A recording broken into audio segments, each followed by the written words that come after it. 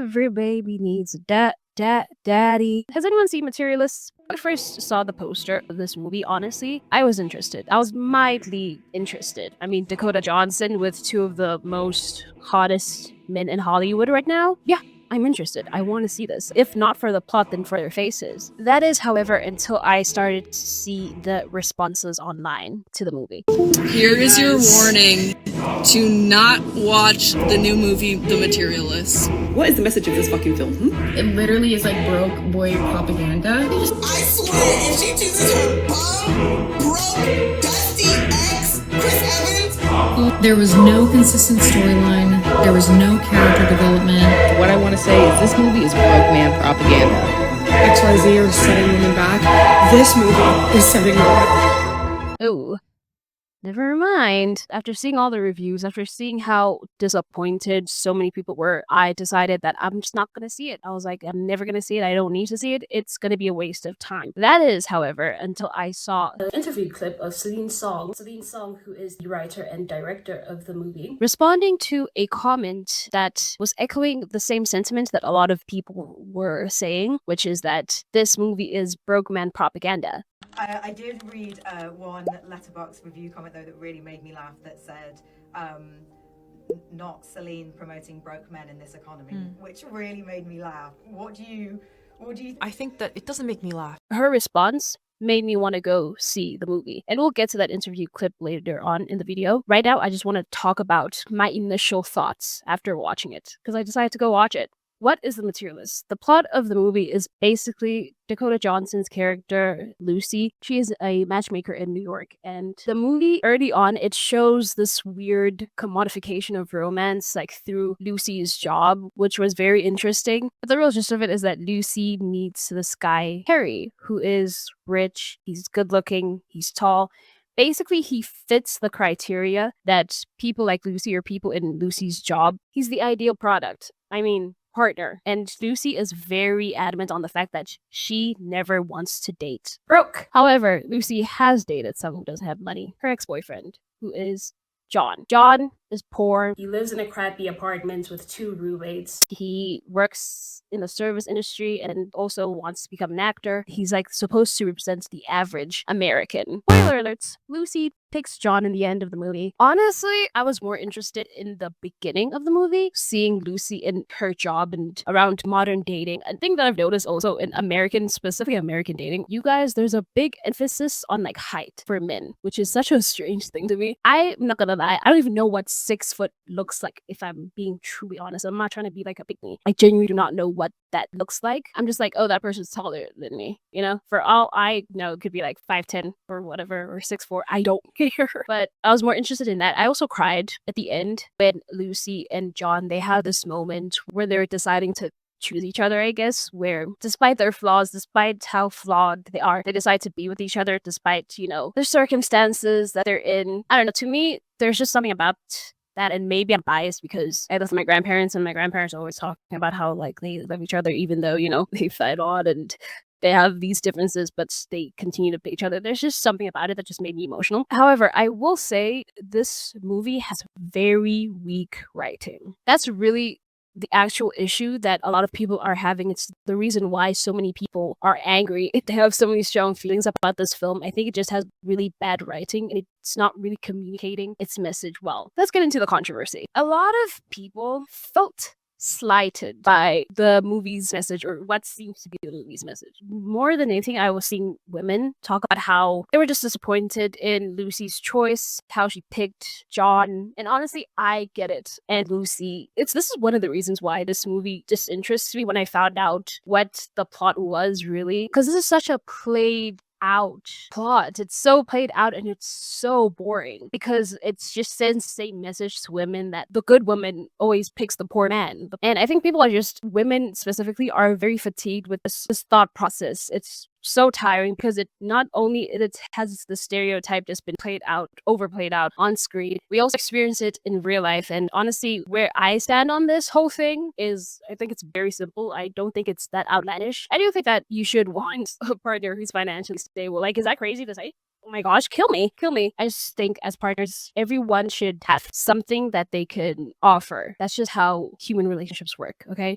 Whether that's emotional, your partner is very emotionally loving, very emotionally giving, or material, or the materials. That's where I stand on that. Ordeal, the whole love triangle between Lucy, John, and Harry was boring because it wasn't a love triangle. There's just something so confusing about this movie because I'm not sure what it's trying to do. Lucy's choice in the end doesn't make sense to a lot of people because they don't show why Harry is a bad partner for her. And look, I get it. There are small little moments that they show in the movie that they don't have any chemistry, I guess. They don't have any intense chemistry that I guess her and John have. But is that just not because she was in her relationship with John so she knows him better? Can that not be the reason why? The film is trying to convince you that John is a better partner because John knows Lucy better. But it's like, well, Lucy and Harry have only started dating. So how do you know what I mean? Like Celine Song is really trying to convince us that at the end of it all that's important is love. And here's the thing, that's cute. Back when we were 12, that was such a cute sentiment. Yeah, all you need is love in a relationship. Here's the thing, this is real life, and in real life,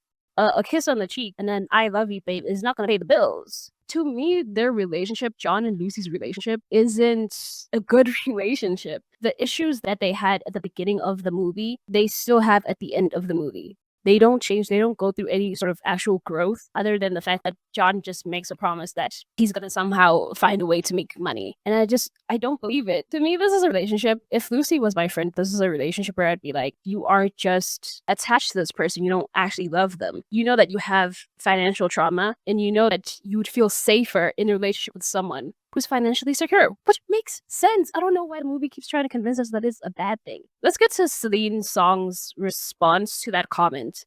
I did read one letterbox review comment though that really made me laugh that said, not Celine promoting broke men in this economy, which really made me laugh. What do you think of that? Well, thank you for asking me about it. I think that it doesn't make me laugh because it really is disappointing to me that I think that there is a very real confusion about feminism and then the history of feminism.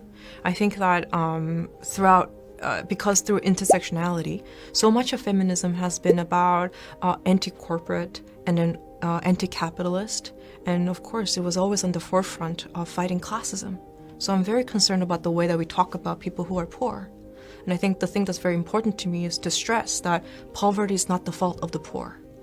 And I think that given that, it is very brutal. I find it very cruel to talk about John as a character who loves Lucy and who is a beautiful character being played beautifully by Chris, and to talk about him as in such cruel terms as broke boy or broke man.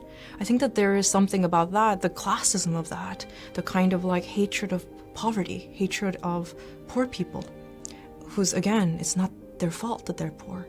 I think that that is a very troubling result of the way that the wealthy people have, gotten into our hearts about how it's your fault if you're poor and you're a bad person if you're poor. So I think it doesn't make me laugh, actually. It just makes me feel very concerned that anybody would talk about my movie and my characters and then to really think about it in such classist terms. Even the whole movie is about fighting the way that capitalism is trying to colonize our hearts and colonize love. So a film that talks about the intersection between capitalism, feminism, and modern dating, the commodification of modern dating, modern romance. Wow, this sounds like such a great film. When are you going to release it? Because that synopsis is not what I watched. This just all comes down to like bad writing, in my opinion, because at the beginning of the movie, Lucy's job as a matchmaker, you kind of get hints of that. You get hints of Celine's response at the very beginning, though. After that, it just kind of derails a little bit, and it's not even in an unnatural way. I think the message just got really moody. I didn't understand exactly what this movie was trying to say. And some people were saying, well, yeah, it's character focused. It's, the movie's focused on Lucy. It's not necessarily telling you what's good or bad. But then I hear Celine Song saying this, and I'm like, well, definitely would have made sense had it been just like a character-driven movie that's just about, hey, Lucy has trauma, she has financial trauma, and she keeps on reenacting the same cycle that she grew up with by continuing to go back to John. Hey, it's me. I'm editing right now, and I just wanted to add something that I had said in the video, but I can't find the clip. So, I just wanted to add that the whole argument that the movie is actually character based and not really supposed to be telling you how to feel or what to think, for me completely falls apart, considering the fact that when I was watching this movie, it felt like the writer was speaking at me. It felt like Celine Song was speaking at me about her ideologies and what she believes. And at a lot of points in the movie, I really did feel like the movie was just a YouTube commentary video packaged as a high budget film. And this is a YouTube commentary video, right? I'm speaking at you about my opinions.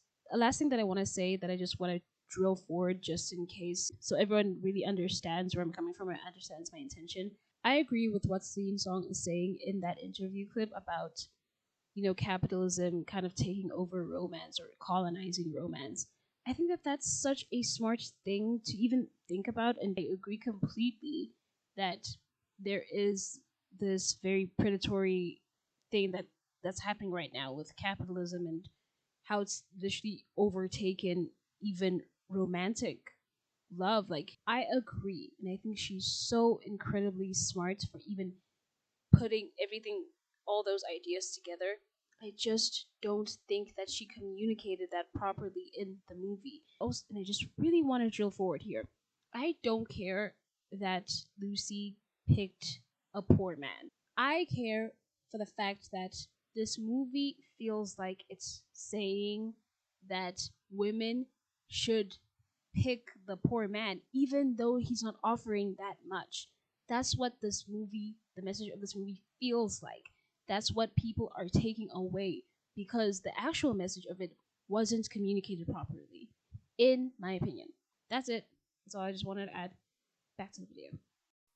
If the point that Celine Song is saying in that interview, if that's actually what the movie was supposed to communicate, there shouldn't have been a love triangle. Harry's character shouldn't have existed because he barely exists in the movie. In the movie, he's barely there, which sucks because I want to see more Pedro Pascal. Oh, but that character shouldn't have existed. Lucy, she didn't have to pick either of these men. And I thought that that's where the movie was going. I think at the end of it, in my opinion, she should have stayed single. She still has exact same issues with John. This relationship is just not going to work out because it didn't work out before. It's not going to work out now. With Harry, you don't have chemistry. Then stay single. And then you could find the man that you're searching for. Am I crazy? I really thought that's where it was going. I thought she was not going to pick either of them, and then she picked John, and I was like, oh, okay. Despite all these other things, I really was just way more interested in the reaction to the movie. I think it just brought up so many important conversations with women within, like, I love hearing everyone's thoughts on the movies. I love hearing what people think about it, what they took away from it. The movie itself is like, it's okay. I think it's visually stunning. I do like the quiet moments. I do like the lulls. And I'd cry. But the real interesting there's shit. Something that I really took away from this was that I can't let the algorithm dictate if whether I see a movie or not. Seeing people's reaction to it, people negatively react to the movie. I don't know. When you're seeing maybe 5 people say the same thing, you start to think, oh, 5 people say the same thing, then like their videos are getting 20K likes and they're all saying the same thing. You start to think, oh, this movie must have been awful. And it wasn't awful, but people kept talking about it like it was just the worst movie ever. And it really wasn't. Like, it wasn't that bad. It wasn't as bad as, I don't know, Uglies. By the way, I filmed a video beginning of this year titled The Worst Movies of 2024. And I had to watch all, like, the worst rated movies of last year. So I watched The Joker.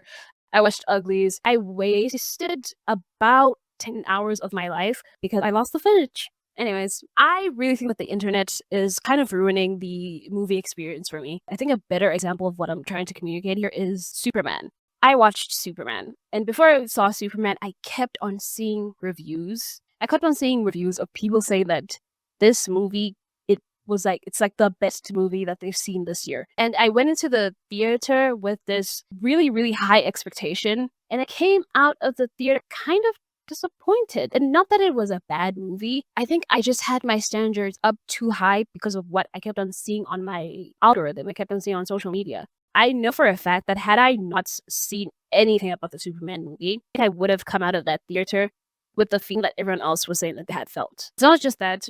Spoilers too, the way people will talk about movies as soon as they come out, you're scrolling on Instagram Reels or TikTok or whatever it is that you scroll on. They're making memes of it, or they're posting it online, and it has a million views, and now you've seen it, and it kind of ruins the experience. You kind of end up knowing the movie without even seeing it. The cinema, there's no novelty anymore. You're looking at something that you've seen 5,000 times or how many other times scrolling on your phone. That's just so annoying to me, which is why I try so much on this channel to like not to talk about like new movies or new films until like a month or two has passed by, because I don't. But that's also I don't know how I feel about it, because sometimes I wouldn't have seen a lot of the movies that I've seen, especially this year, had I not seen other people talking about them. I don't know how I should feel about it, and I don't know how to remedy it, honestly. But yeah, those are my thoughts on Materialists, and I want to know what you thought about it. If you had any thoughts, if you've seen it, if you don't even feel like seeing it. Okay. Bye.